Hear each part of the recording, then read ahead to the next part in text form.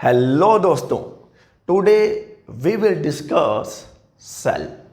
Cell bio वाला cell नहीं, bio वाला सेल नहीं, कोशिका की बात नहीं कर रहा हूँ मैं सेल की बात कर रहा हूँ, फिजिक्स वाले सेल की बात कर रहा हूँ। ठीक है।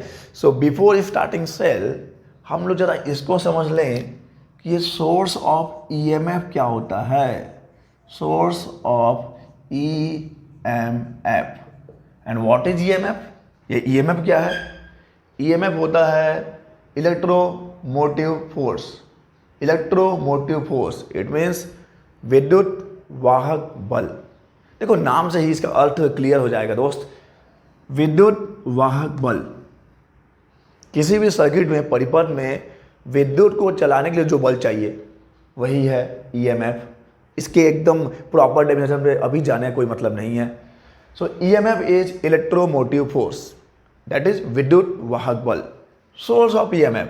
चलिए इसको समझते हैं। आपने ये गौर किया होगा कि वाटर जो है हमेशा higher level to lower level flow होता है। जो पानी है ना, हमेशा अधिक ऊंचाई से कम ऊंचाई की ओर बहता है। अच्छा, किसी ने अभी ऐसा तो नहीं देखा ना कि कम ऊंचाई से अधिक ऊंचाई की ओर जा रहा है? नहीं, ऐसा तो फिलहाल तो नहीं हुआ है, लेकिन नथिंग इज इम्पॉसिबल, कुछ भी हो सकता है, लेकिन अभी तक तो फिलहाल नहीं हुआ है। सो पानी जो है, पानी ही नहीं, कोई भी लिक्विड हमेशा हायर हाइट से लोअर हाइट की ओर फ्लो होती है। ठीक है, तो ये तो हो गया पानी की कहानी। ये रहा पानी। अरे चलो, ये वाटर लेवल बनाया मैंने और एक वाटर लेवल ये है। तो अगर ये कांटेक्ट में आ गए किसी भी तरीके से, तो ये यहाँ से वाटर का फ्लो होगा higher height to lower height. और ये फ्लो तब तक होता है, ये प्रवाह तब तक बना रहेगा जब तक कि दोनों का लेवल समान नहीं हो जाता, जब तक कि दोनों का लेवल समान नहीं हो जाता। ठीक है। और वैसे ही अगर मान लीजिए मेरे पास ये रहा एक वस्तु, ये रहा एक वस्तु ही है, इसका टेम्परेचर T1 है, इसका टेम्परेचर T2 है, और अगर ये दोनों संपर्क में आ गए, मीन्स अगर ये अब ऊष्मा का आदान प्रदान कर सकने में सक्षम हो जाएं, किसी भी तरीके से अगर कांटेक्ट में आ गए हैं, नॉ if it is possible, so heat transfer इनके बीच हो पाए, तो हीट कहाँ से कहाँ जाएगा? The heat will flow from, अभी तो पता ही नहीं है, मान लो कि ऐसा है T1 is greater than T2, तो the heat always flow from higher temperature to lower temperature. जो ऊष्मा है उसका प्रवाह हमेशा अधिक तापमान से कम तापमान की ओर होता है। तो ये है ऊष्मा का प्रवाह। दो चीज़ें क्लियर हैं। जो लिक्विड है, liquid always flows from higher height to lower height, और ये फ्लो तब तक रहेगा जब तक कि वहाँ पे क्या नहीं हो जाता, लेवल इक्वल नहीं हो जाता।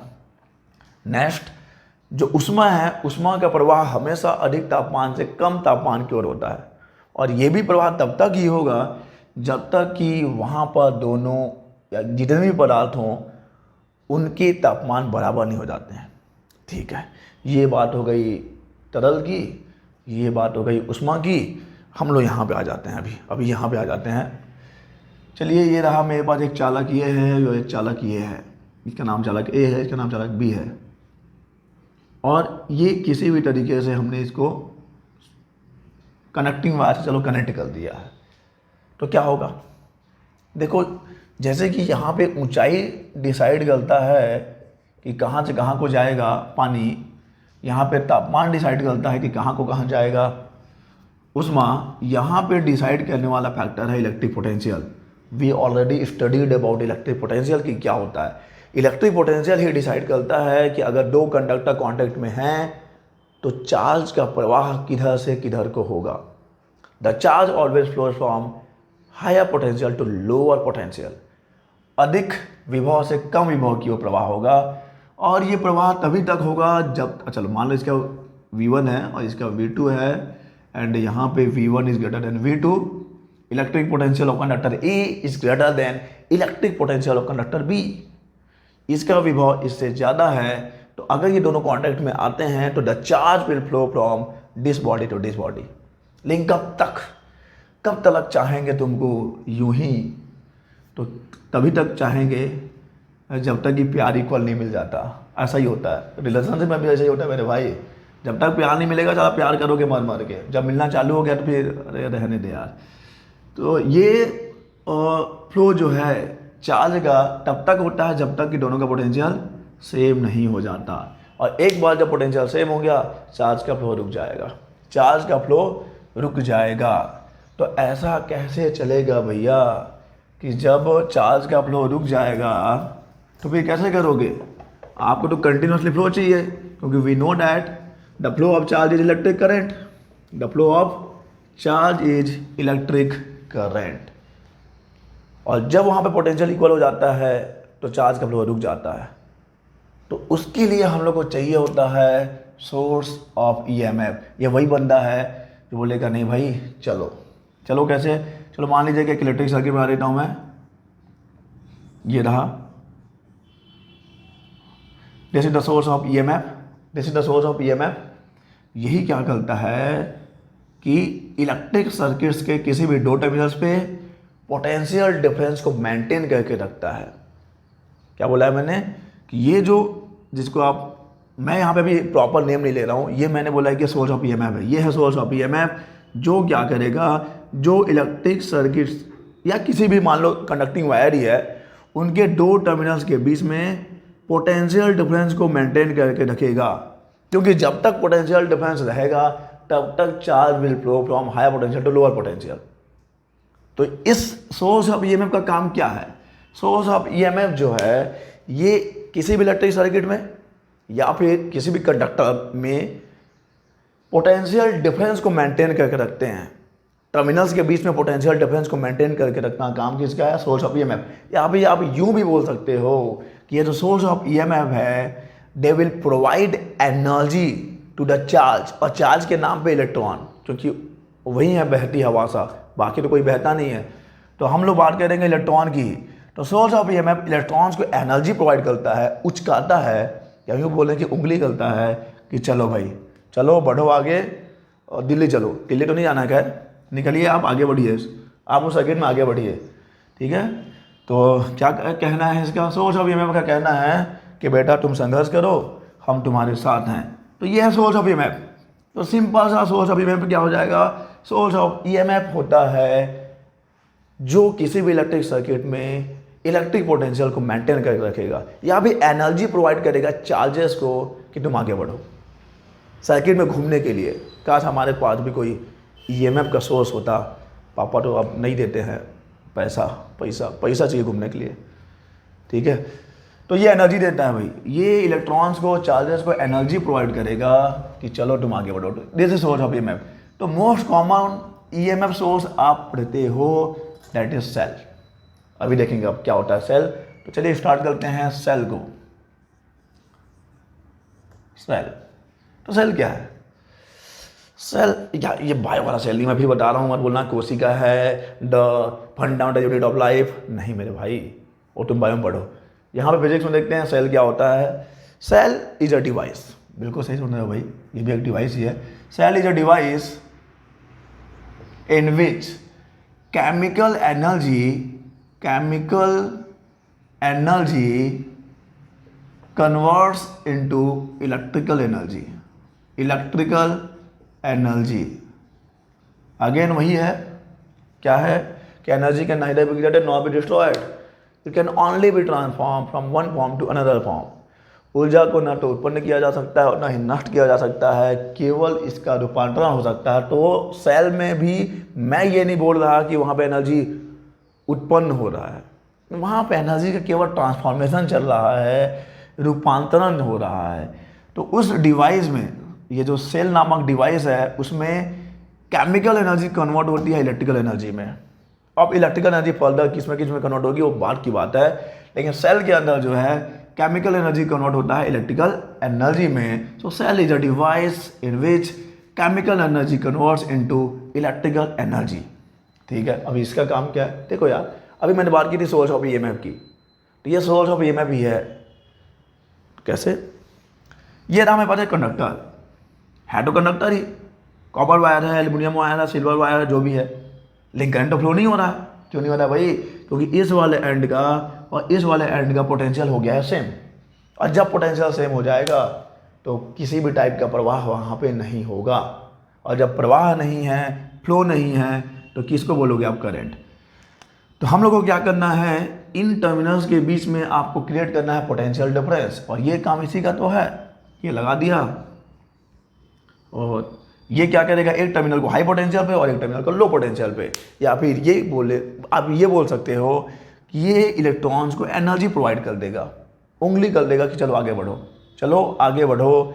उसके बाद इलेक्ट्रॉन का फ्लो स्टार्ट, और इलेक्ट्रॉन का फ्लो स्टार्ट मीन्स कि इलेक्ट्रिक करंट बोलोगे कि फ्लो हो रहा है। तो cell is a device in which chemical energy converts into electrical energy. और ये क्या करता है, ये किसी भी सर्किट में दो टर्मिनल्स के बीच में पोटेंशियल या पोटेंशियल डिफरेंस प्रोवाइड करेगा, या पोटेंशियल डिफरेंस को मेंटेन करके रखता है, पोटेंशियल डिफरेंस को मेंटेन करके रखता है। सेल का काम है पोटेंशियल डिफरेंस को मेंटेन करना।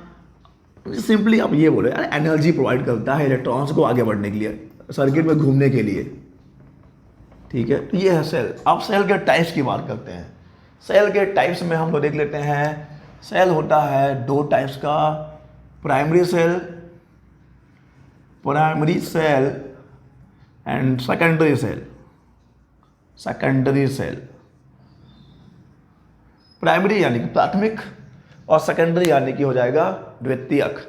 प्राइमरी सेल, प्राथमिक सेल, सेकेंडरी सेल, द्वितीयक सेल। प्राइमरी सेल देखो क्या है, सिंपली अगर एक वर्ड में इसको बोलूं तो यूज एंड थ्रो, यूज करो और फेंक दो, फेंक दो, इस्तेमाल करिए और फेंक लीजिए, पहले इस्तेमाल करिए फिर फेंक दीजिए। ये प्राइमरी सेल का स्लोगन है भाई, पहले मुझे इस्तेमाल करिए और फेंक दीजिए। सो प्राइमरी सेल को आप यूज करिए, फेंक दीजिए। क्यों फेंक दोगे आप, क्योंकि इसको आप रिचार्ज नहीं कर सकते, रिचार्ज नहीं कर सकते। देखो ये मोबाइल रिचार्ज नहीं है मेरे भाई, ये रिचार्ज मीन्स ये है सेल, सेल है मीन्स इसमें केमिकल एनर्जी होगा, और जब आप इसको यूज करोगे तो you are using the chemical energy of the cell into the electrical energy. जब आप इसको यूज इस्तेमाल करते जाओगे ना तो इसका केमिकल एनर्जी इलेक्ट्रिकल एनर्जी में कन्वर्ट हो जाएगा। और ये केमिकल एनर्जी इलेक्ट्रिकल एनर्जी में कन्वर्ट कैसे होगा, वहाँ पे कुछ केमिकल रिएक्शंस होंगे, केमिकल रिएक्शंस होंगे। अब इसमें क्या होता है कि इसमें जो केमिकल रिएक्शंस होते हैं, chemical reactions occurred in the primary cell, ये है इरिवर्सिबल, इरिवर्सिबल अनुत्क्रमणीय रासायनिक अभिक्रिया होता है इसमें। इसका मतलब ये कि चलो मैं यहाँ, ये है अग्र अभिक्रिया, यहाँ से यहाँ तक मैं गया तो मेरे को केमिकल एनर्जी इलेक्ट्रिकल एनर्जी के फॉर्म में मिल रहा है। अब ये चूंकि ये इरिवर्सिबल प्रोसेस है, इरिवर्सिबल रिएक्शन है, तो आप वापस नहीं आ सकते। मीन्स वापस नहीं आ सकते मीन्स अब ऐसा नहीं होगा कि चल बेटा देखो मैं फिर से इलेक्ट्रिक एनर्जी दे रहा हूँ तो वापस यहाँ पे आ जा। मीन्स तो इलेक्ट्रिक एनर्जी को फिर से केमिकल एनर्जी के फॉर्म में स्टोर कर ले, ताकि जब मेरे को जरूरत पड़े तो मैं तेरे को यूज कर पाऊँ। ऐसा यहाँ पे आप नहीं कर सकते, क्योंकि chemical energy occurs in the primary cell are irreversible. इसको आप पलट नहीं सकते भाई, हालात और जज्बात जो एक बार बिगड़ गए सो बिगड़ गए। तो इसमें क्या होता है, यूज करिए फेंक दीजिए, क्योंकि केमिकल एनर्जी इलेक्ट्रिकल एनर्जी में पूरा यूज करने के बाद इसमें जो केमिकल रिएक्शन है वो इरिवर्सिबल है, तो आप वापस वहीं पर नहीं जा सकते, वापस वहाँ पे नहीं जा सकते।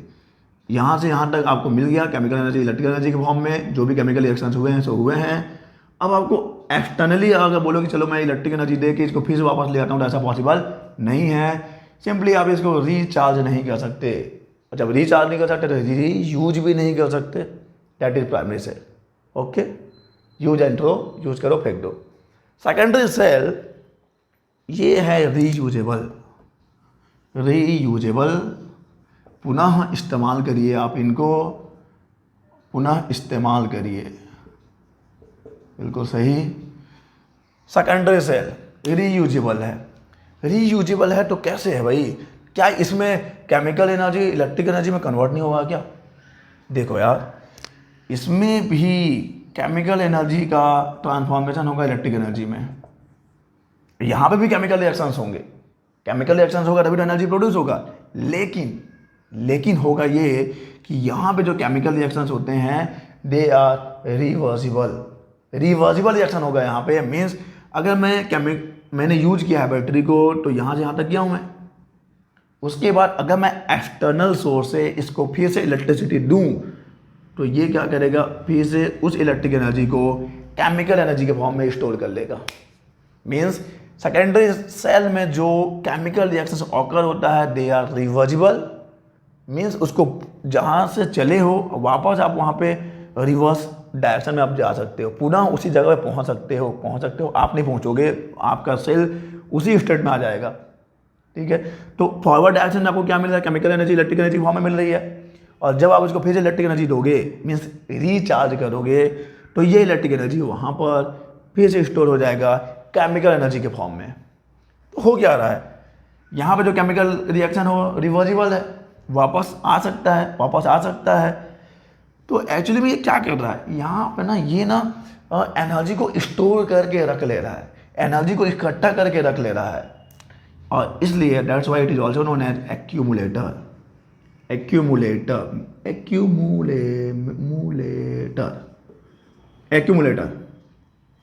एक्यूमुलेट मीन्स इकट्ठा होना, जमा होना।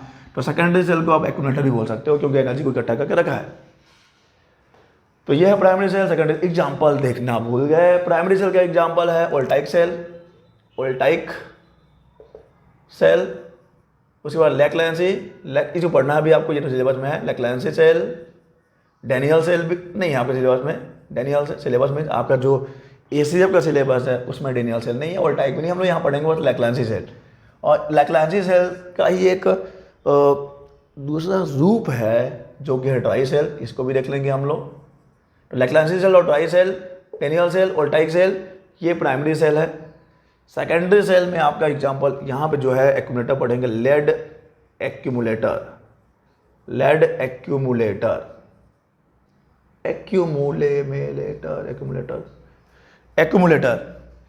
ओके, तो प्राइमरी सेल, सेकेंडरी सेल। अच्छा, एक चीज़ और, सेकेंडरी सेल्स का कुछ एडवांटेजेस है ओवर द प्राइमरी सेल। सबसे बड़ा एडवांटेज तो ये है कि इसको आप रीयूज कर सकते हो, सेकेंडरी सेल को आप रीयूज कर सकते हो, पुनः इस्तेमाल कर सकते हैं। ठीक है, और दूसरा एडवांटेज ये भी है कि सेकेंडरी सेल का EMF थोड़ा सा मीन्स इलेक्ट्रोमोटिव फोर्स थोड़ा ज़्यादा होता है। और इसके अंदर देखो एक टर्म है इंटरनल रेजिस्टेंस। रेजिस्टेंस आपको पता है भाई, इंटरनल रेजिस्टेंस क्या होता है, the resistance offered by the electrolyte, जो दोनों के बीच इलेक्ट्रोड के बीच में जो इलेक्ट्रोलाइट है, वो जो रेजिस्टेंस सेल के अंदर का resistance that is internal resistance. तो प्राइमरी सेल में इंटरनल रेजिस्टेंस थोड़ा ज़्यादा होता है और सेकेंडरी सेल में इंटरनल रेजिस्टेंस कम होता है। इंटरनल रेजिस्टेंस कम होने से आपको करंट ऑब्वियसली ज़्यादा मिलेगा। तो ये तो हो गया कुछ एडवांटेज, डिसएडवांटेज भी है, फायदे हैं तो नुकसान भी है। क्या नुकसान है यार, आपको वेट करना पड़ेगा, डिस्चार्ज हो गया तो चार्ज करने में आपको टाइम लगेगा। ठीक है, इसमें क्या होता है, ये रखिए हो, यूज करो फेंक दो, एकदम त्वरित प्रक्रिया है, इंस्टेंट। लेकिन इसमें अगर आपने इसको रखा है तो ये आप यूज करोगे तो डिस्चार्ज हो जाएगा, फिर इसको चार्ज करने के लिए कुछ समय देना पड़ेगा। ठीक है, और एक चीज़ ये भी है कि थोड़ा ये कंपेरेटिवली चीपर होता है, ये इनिशियल कॉस्ट हाई है, लेकिन ऑब्वियस सी बात है यार, ये प्राइमरी सेल आज के डेट में बस वो लैब तक ही सीमित है, ये सब कौन यूज करता है। Secondary cell, dry cell use होता है भाई, ड्राई सेल आप यूज करते हो तो ऐसा, वो जो निप्पो का निप्पो का सेल आता है और ड्यूरा सेल आता है, वो प्राइमरी सेल ही है, वहाँ पे यूज करने वाला फेंकना ही है। Leclanche cell is a primary cell. Okay, जब आपने स्कूल टाइम में एक्सपेरिमेंट्स किए होंगे इलेक्ट्रिसिटी से रिलेटेड, तो वहाँ पे दो सेल का नाम आप जरूर सुनते हो, Daniell cell and Leclanche cell. देखते हैं लैक्लेंसी सेल का कंस्ट्रक्शन क्या है। तो first of all this is invented by George Leclanche in 1865। तो उनके नाम पे ही इसका नाम रख दिया गया है Leclanche cell, invented by George Leclanche इन 1860। ये क्वेश्चन हो सकता है, अगर ये जनरल नॉलेज है बेसिकली। फिजिक्स में आपके कॉम्पिटिटिव एग्जाम में ऐसा तो नहीं पूछेगा कि चलो बताओ लैक्लेंसी सेल का इन्वेंटर कौन है, नहीं। फिर भी आप याद रखिए कि जॉर्ज लैक्लेंसी इन 1865। अब यहाँ पे दिस इज लैक्लेंसी सेल। कंस्ट्रक्शन पे जरा एक नज़र डालिए आप, क्या क्या है। किसी भी सेल में दो इलेक्ट्रोड होते हैं, एक है पॉजिटिव इलेक्ट्रोड और एक होता है negative electrode. So in Leclanche cell this is zinc rod, जो कि है नेगेटिव इलेक्ट्रोड, और नेगेटिव इलेक्ट्रोड को आप बोलते हो कैथोड।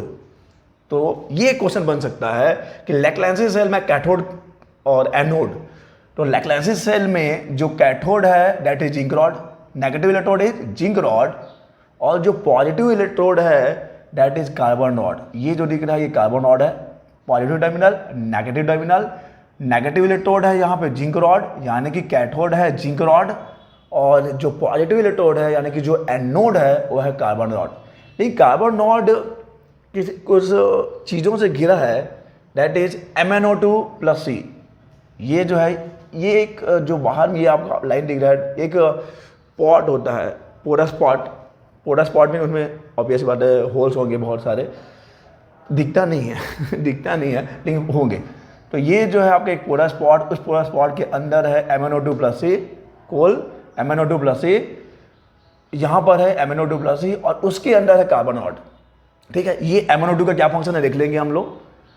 और यहाँ पे जो इलेक्ट्रोलाइटिक सॉल्यूशन है ये है अमोनियम क्लोराइड।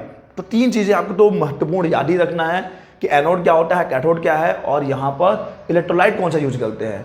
तो यहाँ पे जो एनोड रॉड है वो है zinc rod, anode rod is zinc rod, sorry anode rod is carbon rod and cathode rod is zinc rod. तो एनोड का काम करेगा कार्बन रॉड, कैथोड का काम करेगा जिंक रॉड। एनोड के लिए कार्बन रॉड और कैथोड के लिए है जिंक रॉड। इलेक्ट्रोलाइटिक सॉल्यूशन क्या है, इलेक्ट्रोलाइटिक सॉल्यूशन यहाँ पे आप यूज करोगे अमोनियम क्लोराइड NH4Cl। और ये जो वेसल है, ये जो कंटेनर है, जो बर्तन है, जो पात्र है, ये ग्लास वेसल हो सकता है, प्लास्टिक का भी पॉट यूज कर सकते हैं, कोई दिक्कत नहीं है। ठीक है, तो अब देखिए ये काम कैसे करेगा। सबसे पहली बात, जब आप अमोनियम क्लोराइड का सॉल्यूशन बनाओगे तो ये डिसोसिएट हो जाएगा अमोनियम आयन और क्लोरीन आयन में, अमोनियम आयन और क्लोरीन आयन में ये डिसोसिएट हो जाएगा। और ये गाड़ी वाला आया है, कचरा निकाल चल रहा है, वीडियो पॉज नहीं करूँगा, बहुत मेहनत से वीडियो बनता है। Ammonium ion, chlorine ion, ammonium plus chlorine minus, ये पॉजिटिव आयन ये है, नेगेटिव आयन ये है। अब शुरू होता है कहानी। जब ये आपका अमोनियम क्लोराइड डिसोसिएट हो गया आयंस में, अमोनियम आयन में और क्लोराइड आयन में, तो देखो क्या होगा। देखो आपका फैसला ही आपकी तकदीर डिसाइड करती है। तो ये कौन क्या फैसला ले रहा है, क्लोरीन ने डिसाइड किया है कि वो चलेगा जिंक की तरफ। क्लोरीन मीन्स क्लोरीन जो आयन है उसने डिसाइड किया कि वो जाएगा जिंक रॉड की तरफ, और वो जिंक से ऐड होके बनाएगा जिंक क्लोराइड। और देखो क्लोरीन माइनस है, माइनस मीन्स उसके पास एक्सेस अमाउंट ऑफ चार्ज है, उसके पास नेगेटिव चार्ज है, यानी उसके पास इलेक्ट्रॉन की संख्या ज़्यादा है, इलेक्ट्रॉन का नंबर ज़्यादा है। तो जब ये क्लोरीन जिंक के साथ रिएक्शन करेगा तो जिंक क्लोराइड फॉर्म होगा, और साथ में वहाँ पे इलेक्ट्रॉन जो है तो इमिट नहीं बोलना चाहिए, मीन्स वहाँ से इलेक्ट्रॉन जो है उस रिएक्शन से इलेक्ट्रॉन बाहर निकलेगा। ये इलेक्ट्रॉन, देखो ये मैंने एक एटॉम के लिए लिखा है, यहाँ पे जो भी रिएक्शन है एक के लिए है। तो ऐसे यहाँ पे क्लोरीन आते जाएंगे, जिंक के साथ रिएक्ट करते जाएंगे और इलेक्ट्रॉन लिबरेट होता जाएगा।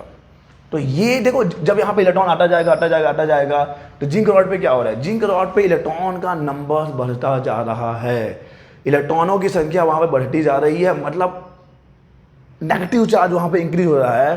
That's why it is behave as a cathode rod. इसलिए ये कैसे बिहेव करेगा, ये बिहेव करेगा नेगेटिव इलेक्ट्रोड के जैसा, यानी कि कैथोड बन जाएगा ये। ठीक है, क्या बोला है मैंने, अमोनियम क्लोराइड का सॉल्यूशन है, अमोनियम आयन बनेगा, क्लोराइड आयन बनेगा, क्लोराइड आयन जाएगा जिंक की तरफ और वहाँ पे जिंक क्लोराइड फॉर्म करेगा, और वहाँ पे जो इलेक्ट्रॉन लिबरेट होगा, मुक्त होगा जो इलेक्ट्रॉन, और जिंक रॉड पे इकट्ठा होते जाएंगे, जो उसको बना देंगे बहुत ऋणात्मक, बहुत ही ऋणात्मक, बहुत ही ज़्यादा ऋणात्मक, और ये बन जाएगा आपका कैथोड। बहुत ही सही है। अब देखिए ये जो अमोनियम आयन है, अमोनियम आयन इसने डिसाइड किया था कि हम जाएंगे किधर की तरफ, कार्बन रॉड की तरफ, और ये कार्बन रॉड की तरफ जाएगा, प्लस है मतलब इसके बड़े इलेक्ट्रॉन की जो नंबर है वो कम है, वो जाके कार्बन रॉड से इलेक्ट्रॉन लेगा, कार्बन रॉड से इलेक्ट्रॉन ले रहा है, अमोनियम फॉर्म कर रहा है, ठीक है, NH4 फॉर्म करेगा। लेकिन रुको, ये कैसे, मैंने बोला ये आयन जो है, सॉरी अमोनियम आयन कैसे लेगा, अमोनियम आयन इलेक्ट्रॉन कैसे लेगा, कार्बन रॉड से लेगा। तो जब ये बंदा कार्बन रॉड इलेक्ट्रॉन को देता जाएगा तो उसके पास इलेक्ट्रॉन का डेफिसिट हो जाएगा, यानी कि वो पॉजिटिव बनता जाएगा, और इसलिए बन जाएगा पॉजिटिव इलेक्ट्रोड। अमोनियम फॉर्म हुआ है तो ये अमोनियम ज़्यादा देर तक नहीं टिकता, ये अमोनियम मीन्स विघटित हो जाएगा अमोनिया में और हाइड्रोजन में, और ये अमोनिया तो डिजॉल्व हो जाएगा इस अमोनियम क्लोराइड में। ये अमोनिया जो फॉर्म हुआ है यहाँ पे डिजॉल्व हो गया है।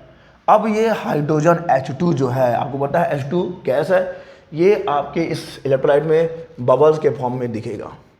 और अगर बहुत ज़्यादा बबल आता जा रहा है तो ये आपके सेल के परफॉर्मेंस को कर सकता है ख़राब। ठीक है, तो इसके लिए आपने वहाँ पर MnO2, जिसको मैंने बताया था कि चाहे कुछ फंक्शन है, ये है डीपोलराइजर MnO2। ये इस H2 से रिएक्ट करके फॉर्म करेगा Mn2O3, Mn2O3 फॉर्म करेगा और साथ में वाटर ही बनाएगा। तो ये वाटर तो इसको मिलता जाएगा आपके इलेक्ट्रोलाइटिक सॉल्यूशन को। ये Mn2O3 ज़्यादा देर तक नहीं रहेगा, ये जो आउटर एटमॉस्फेयर के ऑक्सीजन से रिएक्ट करके फिर से बना लेगा MnO2। फिर से सुनिए कि दो जगह हैं, दो इलाका है जहाँ पे जंग चल रहा है। पहला जंग यहाँ पे चल रहा है, जंग नहीं बोलना चाहिए, दोस्ती यारी चल रहा है, प्यार मोहब्बत भी हो सकता है। ये जिंक क्लोराइड, जिंक से जाके जिंक क्लोराइड फॉर्म कर लिया, इलेक्ट्रॉन मुक्त हो रहा है, इलेक्ट्रॉन यहाँ पे आता जाएगा, नेगेटिविटी इसकी बढ़ती जाएगी, कैथोड बन जाएगा। ये अमोनियम जाके कार्बन नॉट से इलेक्ट्रॉन लेता जाएगा, तो कार्बन नॉट को क्या बना देगा, ये बहुत ही धनात्मक बना देगा। ठीक है, अमोनिया फॉर्म हुआ है, हाइड्रोजन गैस भी लिबरेट हुआ है, ये अमोनिया डिजॉल्व हो जाएगा उसमें, H2 MnO2 से रिएक्ट करके Mn2O3 बना लेगा, और पानी जो बना है तो उसमें मिलता जाएगा। ये Mn2O3 ज़्यादा देर तक टिकेगा नहीं, ये आउटर जो एटमॉस्फेयर है उसके ऑक्सीजन से रिएक्ट करके अगेन फॉर्म कर लेता है MnO2। ओके, सो ये होता है केमिकल रिएक्शन किसके अंदर, लैक्रेंसी सेल के अंदर। जो महत्वपूर्ण चीज़ है आपको याद रखना है कि जिंक रॉड कैथोड है, कार्बन नॉट इलेक्ट्रोड है, और इलेक्ट्रोलाइटिक सॉल्यूशन है NH4Cl अमोनियम क्लोराइड। ये चीज़ और याद रखिए आप। यहाँ पे डीपोलराइजर जो है MnO2 है, ये करता क्या है, देखो जब रिएक्शन हो रहा है तो हाइड्रोजन गैस लिबरेट हो रहा है। ठीक है, उस हाइड्रोजन गैस जो कि बबल के फॉर्म में हो सकता है, उस इलेक्ट्रोलाइटिक में देखने को मिले, उसको इस बबल्स को प्रिवेंट करने का काम है MnO2 का। और यहीं पे एक समस्या भी आ जाती है।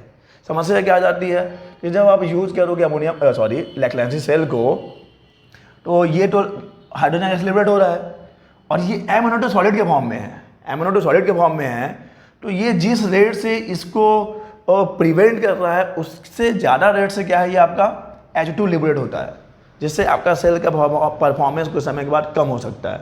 ठीक है, तो MnO2 है डीपोलराइजर, MnO2 इज डीपोलराइजर। और उसके बाद मैंने बोला आपको कि हाँ, इसका जो EMF है, इसका EMF 1.5 वोल्ट के पास है। 1 पॉइंट, ये भी याद रखिए, इसका जो EMF होगा, इसे जो वोल्टेज मिलेगा वो 1.5 वोल्ट का है। 1.5 volt EMF of the Leclanche cell is 1.5 volt. Okay, so this is Leclanche cell. अब ये देखो, जो लैक्रेंसी सेल है उसी का मॉडिफाइड फॉर्म है आपका dry cell is the modified form of Leclanche में जो इलेक्ट्रोलाइट आपने यूज किया है वो है लिक्विड फॉर्म में है, जिससे इसको आप इधर से उधर कहीं लेके जा नहीं सकते यार, ऑब्वियस सी बात है। तो ड्राई सेल में क्या किया, जो इलेक्ट्रोलाइट है ना उसको सॉलिड फॉर्म में रख दिया है, पेस्ट के फॉर्म में रख दिया है। तो देखिए जैसे ड्राई सेल में भी कार्बन नॉट यहाँ पे भी NOD है, और यहाँ पे जिंक कहाँ है, जिंक रॉड तो दिख नहीं रहा है सर। जिंक रॉड क्यों नहीं दिख रहा है, क्योंकि ये जो पॉट है ना भाई, पॉट जो बर्तन है उसी को जिंक का बना दिया है। ठीक है, ये जिंक, ये ड्राई सेल आप बिल्कुल आपके घरों में अभी भी होगा, आप उसको खोल के देख लो, ऑपरेशन कर लो उसका। ठीक, तो ये है जिंक का केन। ठीक है, जिंक केन, और यहीं पे यहाँ पे ये कैथोड का काम करेगा, और यहाँ पे जो कार्बन नॉट है वो तो एनोड है ही है। ऊपर में लगा हुआ ब्रास कैप, आपने देखा होगा सेल के ऊपर में क्या बोलना चाहिए, एक टोपी होता है ब्रास कैप, ये वैक्स फॉर सीलिंग के लिए। और यहाँ पे देखो, यहाँ पे भी वही है, यहाँ पे MnO2 प्लस कार्बन पाउडर है, डीपोलराइजर यहाँ भी यूज़ किया है। तो सेम है, दोनों का फंक्शन सेम है, दोनों का वर्किंग सेम है। बस ये याद रखना है कि ड्राई सेल क्यों बोला है, क्योंकि यहाँ पे जो इलेक्ट्रोलाइट यूज करते हैं वो पेस्ट के फॉर्म में, लिक्विड फॉर्म में नहीं है।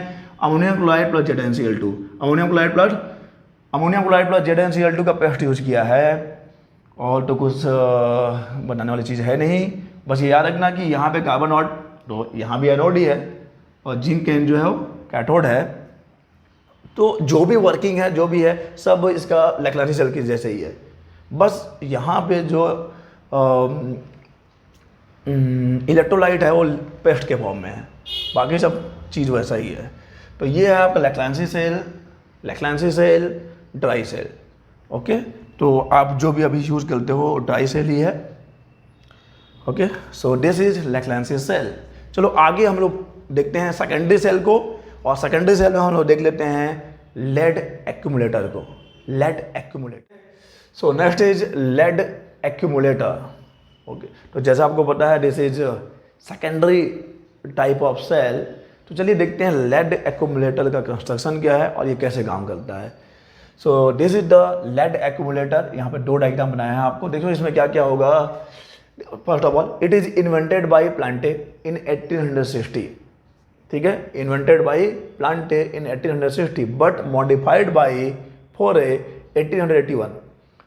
Invented by Plante in 1860 and modified by Faure या फोर, जो यार इंग्लिश वालों का नाम ही, 1881। Okay, invented modified. नेक्स्ट इसका कंस्ट्रक्शन देखिए, इसमें जो कंटेनर है, ये जो वेसल है, ग्लास का भी हो सकता है, लेकिन जनरली जो है मोस्ट कॉमन हार्ड रबर ही यूज होता है। हार्ड रबर आपने ले गए हो या बैटरी, आपको पता है, तो ये हार्ड रबर है।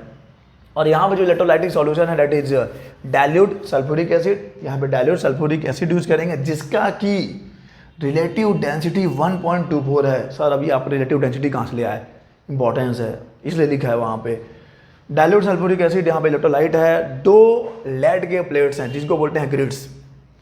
ये भी लेड है, ये भी लेड है, ये भी लेड है, ये भी लेड है, इनको नाम दिया गया है ग्रिड्स का। और ये जो ग्रिड होता है पूरा एकदम सॉलिड नहीं है, ये जालीनुमा शेप नहीं, जालीनुमा जैसा होता है, नेट शेप में है, जिसके अंदर पेस्ट भरा होता है लिथाल्ज का। Litharge means lead monoxide.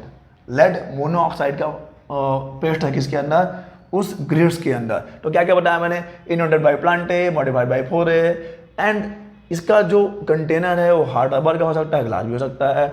और यहाँ पर जो यूज किया है इलेक्ट्रोलाइट वो क्या है, वो सल्फ्यूरिक एसिड है। और यहाँ पे 2 इलेक्ट्रोड्स हैं, दोनों ही लेड के हैं, जिनको कि नाम देते हैं अपन ग्रिड्स का। और इनके अंदर है पेस्ट किसका, paste of litharge, litharge LITHALG, litharge PbO। Okay, ठीक है। अब आप ये तो हो गया कंस्ट्रक्शन। अब इसका जो है थोड़ा सा केमिकल रिएक्शन देख लेते हैं कि क्या क्या रासायनिक अभिक्रियाएं होती हैं इसके अंदर।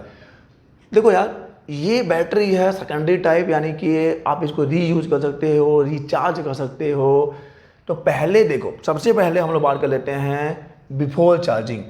बिफोर चार्जिंग, चार्ज नहीं किया है अभी, तो चार्ज होने से पहले ही यहाँ पे कुछ रासायनिक अभिक्रियाएं हो जाती हैं, some chemical reactions are happen. देखो क्या होता है, इसके अंदर जो लेड है, उस ग्रिड के अंदर जो लेड है, इस H2SO4 से रिएक्ट करके फॉर्म कर लेता है लेड सल्फेट, और यहाँ से वाटर जो है बाहर निकलेगा। जो वाटर फॉर्म हुआ है तो जाके उसी में मिलेगा, कैसे मिलेगा, H2SO4 मिलेगा। सो क्या बोला है मैंने, चार्जिंग से पहले ही यहाँ पर कुछ रासायनिक अभिक्रियाएं शुरू हो जाती हैं, स्टार्ट हो जाती हैं। ये जो लेड मोनोऑक्साइड है इस H2SO4 से रिएक्ट करके फॉर्म करेगा लेड सल्फेट, और पानी भी फॉर्म करेगा। तो अब देखो, ऐसा नहीं है कि पूरा का पूरा लेड मोनोऑक्साइड इसमें सल्फेट नहीं, इसमें पूरा कन्वर्ट नहीं होता है। तो चार्जिंग से पहले इस वाले प्लेट पे और इस वाले प्लेट पे, दोनों ही प्लेट पे लेड मोनोऑक्साइड भी है और प्लस लेड सल्फेट भी है, और यहाँ पे भी है लेड मोनोऑक्साइड और लेड सल्फेट भी है। लेड मोनोऑक्साइड भी और लेड सल्फेट दोनों पे ही है, दोनों ही अभी बराबरी के स्कोर पे चल रहे हैं, अभी कोई ऊपर नीचे नहीं, कोई भेदभाव नहीं। मैंने क्या बोला है, चार्जिंग से पहले, बिफोर चार्जिंग, यहाँ पे जो आपने लिथाल्ज का पेस्ट रखा था वो रिएक्ट कर लेगा H2SO4 से, और रिएक्ट करने के बाद फॉर्म करेगा लेड सल्फेट PbSO4 H2O। पानी का तो पता है, पानी के मुकद्दर में ही है बह जाना, और मेरे मुकद्दर में था बिखर जाना, और ठीक है तो लगा ही रहता है। तो ये हो जाएगा PbO प्लस H2SO4 रिएक्ट करके फॉर्म कर लिया लेड सल्फेट। तो आपके जो भी प्लेट्स हैं, जो लेड प्लेट्स हैं, वहाँ पे 2 चीज़ है, लेड ऑक्साइड है प्लस लेड सल्फेट है, लेड ऑक्साइड है प्लस लेड सल्फेट है, दोनों में ही है बिफोर चार्जिंग। अब आप इसको चार्ज करोगे, ठीक है। चार्ज करने के लिए आपको पता है चार्जिंग प्रोसेस होगा, तो चार्जिंग प्रोसेस के लिए आप चार्जर यूज़ करोगे। चार्जिंग में क्या होगा, पॉजिटिव टर्मिनल को पॉजिटिव से और नेगेटिव टर्मिनल को नेगेटिव से आप जोड़े दोगे। अब देखिए चार्जिंग प्रोसेस में क्या होता है, चार्जिंग प्रोसेस मतलब आप इलेक्ट्रिसिटी दे रहे हो, और जब आप इलेक्ट्रिसिटी दे रहे हो मतलब वहाँ पे सबसे पहले प्रोसेस होगा इलेक्ट्रोलाइसिस का। उसमें क्या होगा, ये जो वाटर है, ये जो वाटर है ये डिसोसिएट हो जाएगा हाइड्रोजन आयन और ऑक्सीजन आयन में। हाइड्रोजन आयन और ऑक्सीजन आयन में डिसोसिएट हो गया है। जब आप इलेक्ट्रिसिटी धारा का प्रवाहित कर रहे हो आप बाहर से, तो हाइड्रोजन आयन बना और ऑक्सीजन का आयन बना है। पानी कहाँ से आया, इस केमिकल रिएक्शन में वाटर फॉर्म हुआ है ना, तो ये डिसोसिएट हो जाएगा हाइड्रोजन आयन और ऑक्सीजन आयन में। ठीक है, डिसोसिएट होने के बाद ये है धन आयन मीन्स पॉजिटिव आयन है, और ये है नेगेटिव आयन। अब मेरी बात बताओ, ये धन आयन है मीन्स कि पॉजिटिव आयन है, मीन्स इसके पास डेफिसिट है इलेक्ट्रॉन का, इलेक्ट्रॉन की कमी है, इसको इलेक्ट्रॉन चाहिए, इसको इलेक्ट्रॉन चाहिए। और ये माइनस है मतलब इसके पास इलेक्ट्रॉन की संख्या ज़्यादा है, इलेक्ट्रॉन का नंबर ज़्यादा है। इसके पास इलेक्ट्रॉन कम है, इसके पास इलेक्ट्रॉन ज़्यादा है। That's why it is positive ion, it's negative ion. और जब ये इसके पास इलेक्ट्रॉन कम है, यानी कि जब ये पॉजिटिव, इलेक्ट्रॉन लेने कहाँ जाएगा, इलेक्ट्रॉन लेने जाएगा ये कैथोड के पास, ये जाएगा इलेक्ट्रॉन लेने कैथोड के पास, कैथोड पे जाएगा। और इसको इलेक्ट्रॉन ज़्यादा है, इसको इलेक्ट्रॉन देना है, इसको ऐसा कोई बंदा जो ले ले, इसलिए जाएगा एनोड पे, इसलिए जाएगा एनोड पे जाएगा। तो देखिए एनोड है तो वहाँ लेड ऑक्साइड तो पहले से ही था, अब लेड सल्फेट भी है। ठीक है, तो ये जो लेड जो ऑक्साइड है उससे ये ऑक्सीजन आयन आके जुड़ेगा और फॉर्म करेगा लेड पर ऑक्साइड, PbO2 है ना, जैसे कि H2O2 होता है हाइड्रोजन पर ऑक्साइड, वैसे ही ये है लेड पर ऑक्साइड है। तो क्या बोला है मैंने, यहाँ से जो ऑक्सीजन आयन फॉर्म हुआ है ये किधर की तरफ जा रहा है, ये जा रहा है एनोड की तरफ। अरे ऋण आवेश है ना मेरे पास, आवेश नहीं हुआ यार, आवेश नहीं, ऋण आयन है ना, मीन्स नेगेटिव आयन है, तो negative ion will be drifted towards the positive electrode, anode की तरफ जाएगा और यहाँ से ये जुड़ेगा और ये बनाएगा लेड मोनोऑक्साइड। और इस प्रोसेस में देखो इलेक्ट्रॉन फ्री हो रहा है, इलेक्ट्रॉन फ्री हो रहा है, PbO प्लस O2 माइनस, यहाँ पे लेड पर ऑक्साइड बना और ये इलेक्ट्रॉन यहाँ फ्री हुआ। और यही प्रोसेस यहाँ भी चलेगा, वहाँ पे लेड सल्फेट भी तो है, तो लेड सल्फेट से रिएक्ट होगा प्लस पानी plus O2 minus, lead sulphate plus H2O plus O2 minus, ये फॉर्म करेगा, फॉर्म वही करेगा PbO2 प्लस H2SO4, और यहाँ पे भी इलेक्ट्रॉन लिबरेट हुआ है। देखो ये एनोड पे क्या क्या घटनाएं घट रही हैं, एनोड पे आके, एनोड के पास आके इलेक्ट्रॉन क्या कर रहा है, ये फॉर्म कर रहा है, और साथ में इलेक्ट्रॉन फ्री भी हो रहा है, और साथ में वहाँ पे सल्फेट भी जो है, लेड सल्फेट भी तो है वहाँ पे, तो लेड सल्फेट से भी रिएक्ट करेगा पानी के साथ, पानी भी है लेड सल्फेट प्लस H2O, और ये ऑक्सीजन आके जुड़ रहा है, ये फॉर्म होगा H2SO4 इलेक्ट्रॉन। तो ये H2SO4 तो वापस उसी में जाकर मिल रहा है। अब देखिए ये जो PbO2 है, ये PbO2 है, ये एनोड पे जमा होते जा रहा है, एनोड पे जमा होते जा रहा है। जब आप चार्ज कर रहे हो तो ये PbO2 देखो दोनों ही प्रोसेस में ये वहाँ पे जमा होते जा रहा है, एनोड पे जमा होते जा रहा है। तो देखो चार्जिंग के बाद यहाँ पे क्या बच गया, केवल PbO2 बच गया है, केवल PbO2 बच गया है। चार्जिंग के पास एनोड पे क्या बच गया है, PbO2 बच गया है। अब आते हैं कैथोड पे क्या क्या घटनाएं चल रही हैं, समानांतर रूप में चलती रहेंगी। कैथोड पे ये भी है, ये भी है, दोनों ही चीज़ें हैं। चार्जिंग से पहले PbO हाइड्रोजन आके जुड़ रहा है, हाइड्रोजन के पास इलेक्ट्रॉन की कमी थी तो उसे इलेक्ट्रॉन लेते जाएगा, जब वो इलेक्ट्रॉन लेते जाएगा तो Pb प्लस H2O बनाएगा, लेड फॉर्म होगा और साथ में वहाँ पे पानी लिबरेट होगा। PbSO4 यहाँ भी हाइड्रोजन आके जुड़ा है, यहाँ भी इसको हाइड्रोजन को इलेक्ट्रॉन चाहिए, इलेक्ट्रॉन लेगा, Pb प्लस H2SO4 फॉर्म करेगा। अब देखो क्या हो गया, लेड लेड, यानी कैथोड पे लेड लेड बन रहा है, तो यहाँ पे क्यों लेड बच जाएगा। कैथोड चार्जिंग के बाद की बात बता रहा हूँ, चार्जिंग के बाद ये जो आपका कैथोड है वहाँ पे ग्रे कलर का लेड का लेयर जम जाएगा, लेयर लेड जम जाएगा। और ये जो एनोड है वहाँ पे PbO2 dark brown PbO2 colour का, यहाँ पे जो लेड पर ऑक्साइड है वो उसका एक लेयर फॉर्म हो रहा है, कहाँ पर, एनोड पे। ठीक है, ये याद रखिए आप, एनोड पे ये बनेगा, जमा होते जा रहा है during the charging process lead monoxide पर लेड पर ऑक्साइड।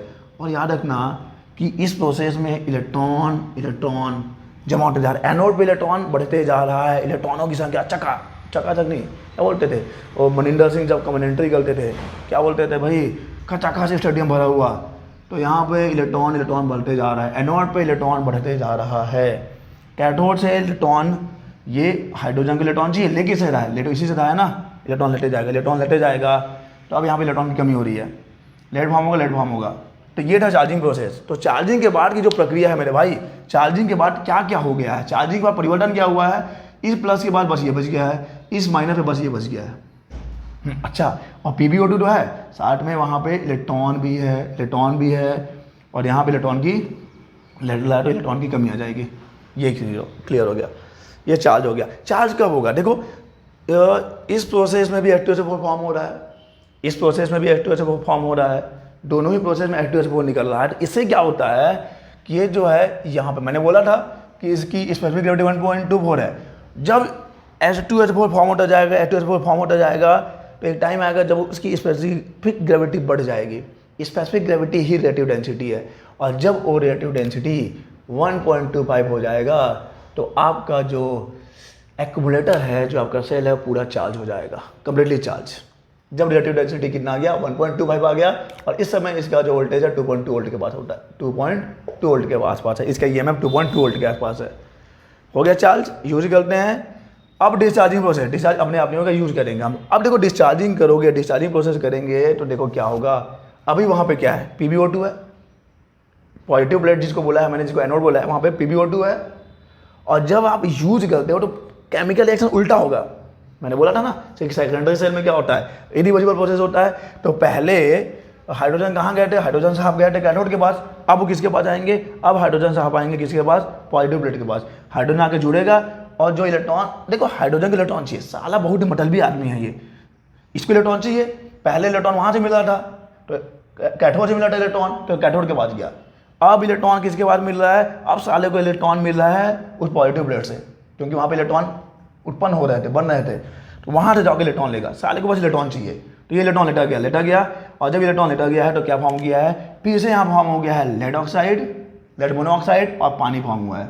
अब देखो पानी बन रहा है, केमिकल रिएक्शन उल्टा हो रहा है। वहाँ पे आप पानी यूज कर रहे थे, H2O यूज हो रहा था, अभी केमिकल रिएक्शन उल्टा हो रहा है। तो PbO2 प्लस हाइड्रोजन आगे जुड़ा है, इलेक्ट्रॉन भी लिया है, PbO फॉर्म किया है, H2O बनाया है, पानी बनाया है, और साथ में PbO प्लस H2SO4, ये जो लेड ऑक्साइड बना है, मैंने क्या बोला था, पहले ही बताया था कि लेड ऑक्साइड H2SO4 से जुड़ के बनाता है, PbSO4 बनाएगा और H2O बनाएगा, तो पानी बढ़ते जा रहा है, दोनों ही चीज़ों में पानी बढ़ रहा है। तो अब देखो यूज करने के बाद आपके पॉजिटिव प्लेट पर ये दोनों चीज़ें रह जाएंगी जो कि पहले भी थी, PbSO4 और PbO प्लस H2SO4 था ये, तो PbO और PbSO4 आ जाएगा। और उसी समय पे नेगेटिव प्लेट पे क्या घटना घट रहा है, नेगेटिव प्लेट पे इस ऑक्सीजन के पास इलेक्ट्रॉन ज़्यादा था, इसको देना था, इलेक्ट्रॉन देना था। देखो यहाँ पे इलेक्ट्रॉन का यूटिलाइज हो रहा है, ये चले जाएगा किसकी तरफ, कैथोड की तरफ गया है इलेक्ट्रॉन, इसको दिया है, और ये बन जाएगा PbO प्लस 2, इलेक्ट्रॉन दे रहा ना उसको, जा भाई मुक्त हो जा। Pb ऑक्सीजन से जुड़ के लेड मोनोऑक्साइड बनाएगा, और ये भी उससे जुड़ के लेड सल्फेट बनाएगा। फिर Pb plus O2 minus means जो हाइड्रोजन आयन आके से जुड़ा है, लेड ऑक्साइड, लेड मोनोऑक्साइड बनाया है, इलेक्ट्रॉन फ्री हो रहा है, और ये लेड ऑक्साइड H2O से जुड़ के फिर बनाता है लेड सल्फेट, और यहाँ पे पानी फिर बनता है। तो देखो सब प्रोसेस में पानी बढ़ रहा है, तो धीरे धीरे फिर से पानी का अमाउंट बढ़ता जाएगा, इसमें से ग्रेविटी फिर कम होगा, तो आपका जो है प्रोसेस डिस्चार्जिंग का प्रोसेस है। तो ये था आपका पूरा लेड एक्यूमुलेटर की प्रक्रिया। मैं एक बार फिर बता दूँ, इनोडेड बाई प्लांटेड, मॉडिफाइड बाई फोरे, ग्लास या हार्ड रबर का आप इसमें एक वेसल यूज कर सकते हो। इलेक्ट्रोलाइटिक जो है डाइल्यूट सल्फ्यूरिक एसिड है, 2 लेड प्लेट्स हैं, प्लेट्स बोला जाता है, उसके अंदर भरा हुआ है पेस्ट PbO का। पिवोल चार्जिंग, ये इसे जोड़ के बना लेगा लेड सल्फेट प्लस H2O। तो देखो चार्जिंग से पहले इसमें भी और इसमें भी, दोनों ही प्लेट में लेड मोनोऑक्साइड और लेड सल्फेट है। और जब चार्जिंग प्रोसेस करोगे, यानी इलेक्ट्रोलाइसिस का प्रोसेस होगा, और वहाँ पे ये पानी डिसोसिएट होगा, और ये एस प्लस जाएगा कैथोड की तरफ, और ये आएगा एनोड की तरफ, ये रिएक्शन घटेगा। और जब आप डिस्चार्जिंग प्रोसेस की बात करोगे, जब आप उसको यूटिलाइज करोगे, तो उसका जस्ट अपोजिट प्रोसेस होगा, उसका जस्ट अपोजिट प्रोसेस होगा। तो ये है आपका लेड एक्यूमुलेटर। ऑब्वियस बात है, इसके बेनिफिट्स हैं, इसको आप रिचार्ज कर सकते हो, रीयूज कर सकते हैं, और इसका वोल्टेज भी ज़्यादा होता है, इंटरनल रेजिस्टेंस भी कम होता है। और लेकिन एक दिक्कत क्या है, इसमें आपने लेड का इलेक्ट्रोड यूज़ किया जो कि हैवी होता है, तो इसको बहुत ही हैवी बना देता है। कभी आप बैटरी उठा के ले गए होगे, पिकनिक विकनिक जाते हैं तो देखा है कितना भारी होता है, ठीक है। तो ये था आपका लेड एक्यूमुलेटर जो कि सेकेंडरी सेल है। ओके, सो यहाँ तक आपका केमिकल इफेक्ट ऑफ करेंट का जो सीरीज था वो खत्म हो गया। In the next lectures we will start the magnetic effect of current. Magnetic effect of current start करेंगे। क्या क्या पढ़ लिया? थर्मल इफेक्ट ऑफ करंट पढ़ लिया, केमिकल इफेक्ट ऑफ करंट पढ़ लिया, और अब पढ़ने वाले हैं हम लोग मैग्नेटिक इफेक्ट ऑफ करंट, जिसमें ऑक्टेट एक्सपेरिमेंट की बात होगी। उसके बाद EMI में चले जाएंगे, ईजी मंथली, वो नहीं है ईजी मंथली इंस्टॉलमेंट, EMI के नाम से बहुत डर लगता है। इलेक्ट्रोमैग्नेटिक इंडक्शन की बात करेंगे। उसके बाद आपका जो नेक्स्ट लेक्चर्स आएगा उसमें मैग्नेटिज्म की बात होगी, अर्थ के मैग्नेटिज्म की बात होगी। लेकिन ये यहाँ तक केमिकल इफेक्ट ही समझ लो आप, केमिकल इफेक्ट ही है। ओके, तो चलिए आज के लिए अलविदा। अब हम लोग मिलेंगे अगले वीडियोस में।